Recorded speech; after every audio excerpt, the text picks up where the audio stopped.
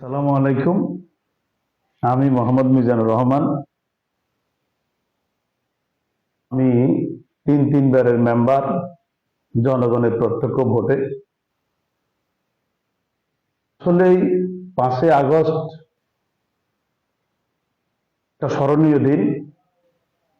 এখানে আওয়ামী লীগ সরকারের পতন হয়েছে এবং একযোগে আওয়ামী লীগ সরকারের যেখানে আছেন চেয়ারম্যান, মেম্বার সবাই পেয়ে গেছেন। এমতো অবস্থায় যেহেতু ইউনিয়ন পরিষদ এটা সাধারণ মানুষের অনেক কাজ, সাধারণ মানুষের যেমন ইউনিয়ন পরিষদের একটা চেয়ারম্যান সার্টিফিকেট, জন্ম নিবন্ধন, মৃত্যু নিবন্ধন, এরকম অনেকগুলো কাজ আছে। সেই পর্যায়ে আমার দল বাংলাদেশ জাতীয়তাবাদী দল বিএনপি পক্ষ থেকে আমার মাননীয় এমপি সাহেব এবি আশরাফুদ্দিন নিজাম সাহেব এবং আমার উপজেলা বিএনপির সভাপতি সেক্রেটারি সাহেব, ওনারা তখন উপজেলা নির্বাহী কর্মকর্তা মহোদয়ের কাছে আমার নাম প্রস্তাব করেন আমাকে ভারপ্রাপ্ত চেয়ারম্যান করার জন্য, যেহেতু বিএনপির একমাত্র মেম্বার আমি আর কেউ নেই। এই মর্মে ইউনিয়ন পরিষদের চেয়ারম্যান, তৎকালীন চেয়ারম্যান হাসান মাকসুদ মিজান এবং ইউনিয়ন পরিষদের মেম্বার সহ আমাকে রেজুলেশনের মাধ্যমে আমাকে চেয়ারম্যানের দায়িত্ব দেওয়া হয়। আমি এই রেজুলেশনের কপি উপজেলার নির্বাহী কর্মকর্তাকে একটা কপি দিই, ডিডিএলজি মহোদয়কে একটা কপি দেওয়া হয়। পর্যায়ে যে প্যানেল 2 এবং প্যানেল 3 তারা দুইজন এই মুহূর্তে প্যানেল চেয়ারম্যানের দায়িত্ব পালন করতে গিয়ে তারা অপারগতা প্রকাশ করেন। এই মর্মে অপারগতা প্রকাশে এই মর্মে তারা আমাকে দুইটা চিঠিও দিয়েছেন, তাদের স্বাক্ষরিত চিঠি আছে, সেটাও আমি উপজেলা নির্বাহী কর্মকর্তা এবং ইয়েকে দিয়েছি। কিন্তু দুঃখের বিষয় হলো ইদানিং একটা চ্যানেল রামগতি নিউজ 20 আমার বিরুদ্ধে একটা নিউজ প্রকাশ করেছেন, যা অত্যন্ত দুঃখজনক। আমার কোনো বক্তব্য, কোনো স্টেটমেন্ট ছাড়াই যে আমি আসলে মব সৃষ্টি করছি, বৈধভাবে আছি নাকি অবৈধভাবে আছি, ওনারা কোনোভাবে আমার থেকে বিষয়টা জানতে চাননি। না জেনেই আমার বিরুদ্ধে একটা স্টেটমেন্ট দিয়েছেন, যেটা অত্যন্ত দুঃখজনক। যে আমি অনৈতিকভাবে ইউনিয়ন পরিষদে আমি প্যানেল চেয়ারম্যানের দায়িত্ব পালন করছি, আমি ইউনিয়ন পরিষদের চেয়ারম্যান সার্টিফিকেটে স্বাক্ষর করছি, জন্ম নিবন্ধনে স্বাক্ষর করছি, রেজুলেশন ছাড়া। যেহেতু আমি তিনবারের মেম্বার, আমি এতটুকু বোকা নয় যে একটা পরিষদের কোনো ডকুমেন্ট ছাড়া আমার দল আমাকে চাইছে সেটা ঠিক আছে, কিন্তু সেটা তো ডকুমেন্টস না। কিন্তু ডকুমেন্ট দাঁড়িয়ে আমি পরিষদ থেকে আমাকে রেজুলেশন করে দিয়েছি, যেটা খুবই গুরুত্বপূর্ণ একটা বিষয় জিনিস। আমি কোনো মোহ সৃষ্টি করি নাই, যে বা যাহারা এটা বলেছেন এটা একটা ভিত্তিহীন, এটা অসুন্দর একটা বিষয়। তো আমি, যারা আপনারা সাংবাদিকতা করেন, আমি শ্রদ্ধার সহিত আপনাদেরকে বলবো যে একজনের বিপক্ষে লিখতে গেলে অবশ্যই তার বক্তব্য, তার স্টেটমেন্ট নেবেন। আমি এখন পর্যন্ত কোনো আইনি পদক্ষেপ গ্রহণ করি নাই।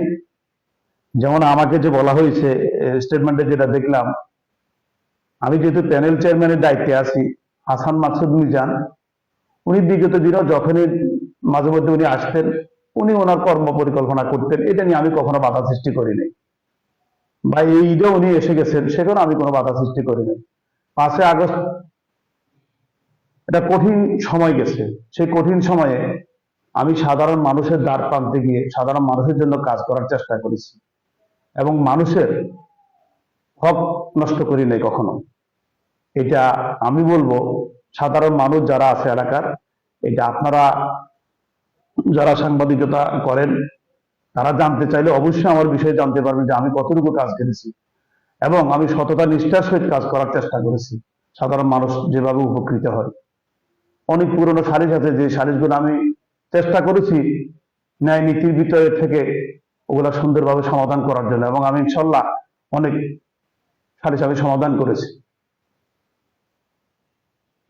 মোটেই আপত্তি ছিল না, এবং আমার উপজেলা নির্বাহী কর্মকর্তা উনি এই বিষয়ে সম্পূর্ণ অবহিত ছিলেন এবং আমি প্রত্যেকটা মিটিংয়ে আমি সশরীরে উপস্থিত হয়েছি।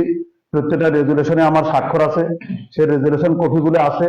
বিগত এই 2 বছর 5 আগস্ট থেকে এখন পর্যন্ত এই 2 বছর আমি প্রত্যেকটা মিটিং এ অ্যাটেন্ড করেছি, সেখানে প্রত্যেকটা রেজুলেশনে আমার স্বাক্ষর আছে।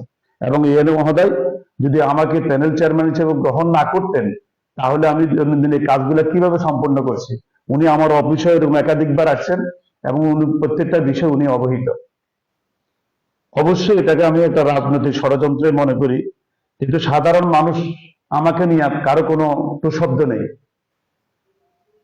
প্রত্যেকের একটাই কথা যে এই মুহূর্তে আমি যদি দায়িত্বে না থাকতাম, তাহলে হয়তো সাধারণ মানুষের অনেক ভোগান্তি হইতো। সাধারণ মানুষ কার কাছে যেতেন?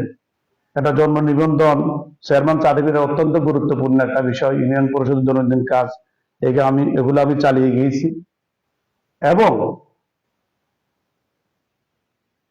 রাজনৈতিক যে বিষয়টা আপনি জানতে চাইছেন সেটা হলো, প্রত্যেক বিএনপি একটা বড় দল, প্রত্যেক দলের ভিতরে একটা গ্রুপিং থাকে। আমি বলবো যে আমি একটা গ্রুপিং এর শিকার হয়েছি। আমার এই সহযোদ্ধা নুরনবী নোমান আচরণগত কারণে ইতিমধ্যে সে দল থেকে দল তাকে শোকজ করেছে। সেখানে আমার ব্যক্তিগতভাবে কোনো সম্পৃক্ততা নেই। সে এরপর থেকে আমার বিষয়ে বিভিন্নভাবে উঠে পড়ে লেগে এবং আমার মান সম্মান হানি করার জন্য এসব পায়তারায় লিপ্ত হয়েছে। তার সাথে অন্য কিছু দলের লোকজনের সাথে সম্পৃক্ত আছে আমি মনে করি। হ্যাঁ, আমি যেহেতু 3 বারের মেম্বার ছিলাম, বিগত 2 বছর আমি সাধারণ মানুষের জন্য কাজ করেছি। মেম্বার থাকাকালীন অবস্থায় আমি প্রত্যেক গ্রাম আদালতে ছিলাম। সাধারণ মানুষের সাথে আমার একটা নিবিড় সম্পর্ক আছে, যার কারণে আমার প্রত্যেক মানুষের একটা উদ্দেশ্য, একটা আশা থাকে। আমার একটা উদ্দেশ্য আছে সাধারণ মানুষের জন্য কাজ করা। একজন জনপ্রতিনিধির সবথেকে বড় বিষয় হলো সাধারণ মানুষের দ্বার প্রান্তে গিয়ে কাজ করা, যেটা আমার বাবা ভাইস চেয়ারম্যান ছিলেন, দীর্ঘদিন সাধারণ মানুষের জন্য কাজ করে গেছেন। আমারও ইচ্ছা, আমি যদি চেয়ারম্যান আল্লাহ যদি কবুল করেন, আমি যেন সাধারণ মানুষের জন্য কাজ করতে পারি। সেই বিষয়গুলো নিয়ে সেখানে আমার দল, বাংলাদেশ জাতীয়বাদী দল, আমাদের এমপি মহোদয়, বর্তমান হুইপ সাহেব এজিএম আশরাফুদ্দিন নিজাম সাহেব, উনিও আমার এই বিষয়গুলা অবগত আছেন। আমার উপজেলা বিএনপির সভাপতি সেক্রেটারি সাহেব অবগত আছেন। এবং দল যদি আমাকে নমিনেশন দেয়, সেই ক্ষেত্রে আমি অবশ্যই ইনশাল্লাহ দলের হয়ে ভোট করব এবং সেই ক্ষেত্রে আপনাদের সহযোগিতা চাই।